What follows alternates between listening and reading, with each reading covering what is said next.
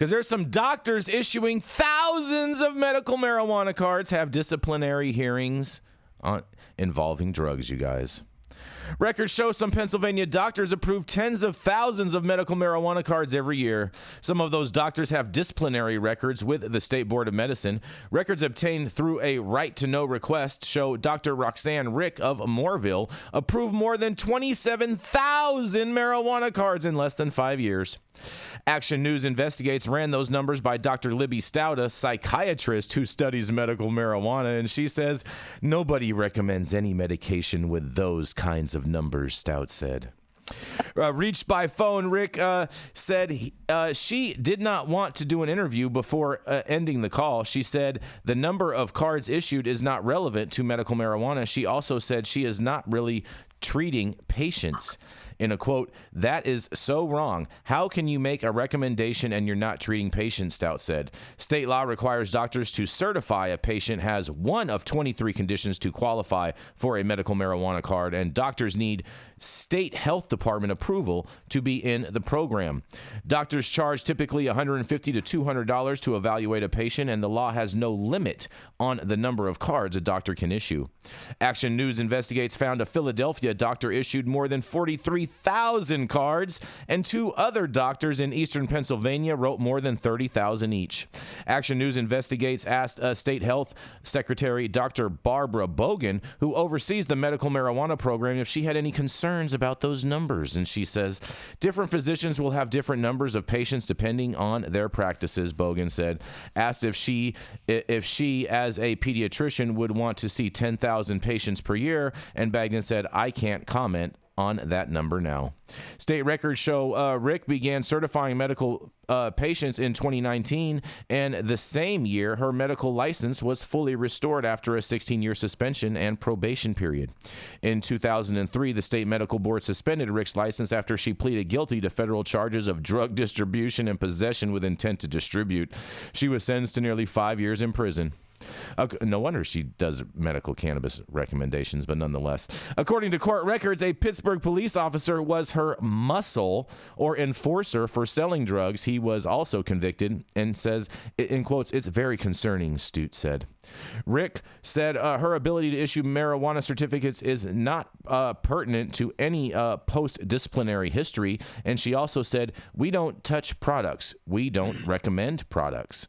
And Rick is not only the only marijuana doctor with a disciplinary record. Dr. Vera Sherman issues medical marijuana cards from an office in Homestead, and she also sells CBD products. Records show she did about 2,500 certificates in 6 years.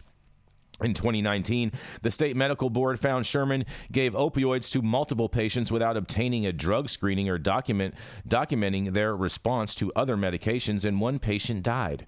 Sherman contested the findings, but the board fined her $4,000. Sounds like a True Leave case right there, but nonetheless. The mother of the patient who died, Nicholas Classic, sued Sherman and other physicians for malpractice, and Sherman and the other doctors denied the allegations. The case was settled. Reached by phone, Sherman told Action News Investigates that back then everyone was over-prescribing because there was no guidance from the CDC. She said her patients came in at high doses. I decreased those doses. And in 2001, the medical board suspended the license of Dr. Marcellus Bogues for prescribing methadone to a heroin addict without keeping any records, and his license was reinstated in 2004. He was approved more than 18,000 marijuana cards. And when Action News Investigates asked Boggs about his disciplinary record, he said, it's nothing to be ashamed of. It's part of the practice of medicine. Bogan said the state reviews physician backgrounds before approving them for medical marijuana program, and asked if she had any concerns about doctors with a drug-related disciplinary history in the program. Bogdan said, I can't talk about individual physicians, and I don't have specific examples, but all I can tell you is the process that we go through to certify physicians is a rigorous process that includes a review of their experience. We shared our findings with Luke Nefradius of Smart Approaches to Marijuana. Oh, this is Kevin Sabet's little underling, a group that opposes legalization of marijuana, and he says, I think it just gets at what we all know, which is that that it's a farce of a program, and there's a lot of sketchy people that practice in it.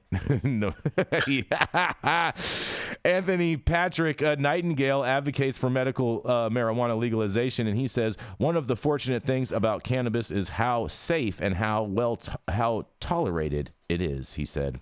But Stute said much is still unknown about marijuana's effects when combined with other drugs, and it says there may be people that are dying or have died of drug combination, and they're mistakenly thought that they had an accidental overdose, she said.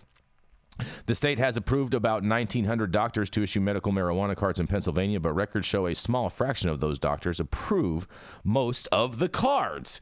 Well, I mean, this happens in every state where there's a number of doctors that are doing different things and whatnot, and so this is not a surprise to me at all, and I can't wait to hear what you guys have to say. And to me, all this shows is that there's a high need for medical cannabis cards, regardless of how many a doctor is writing. But nonetheless, I can't wait to hear what you guys have to say. This is Jason Beck for the High at 9 News. What do y'all think?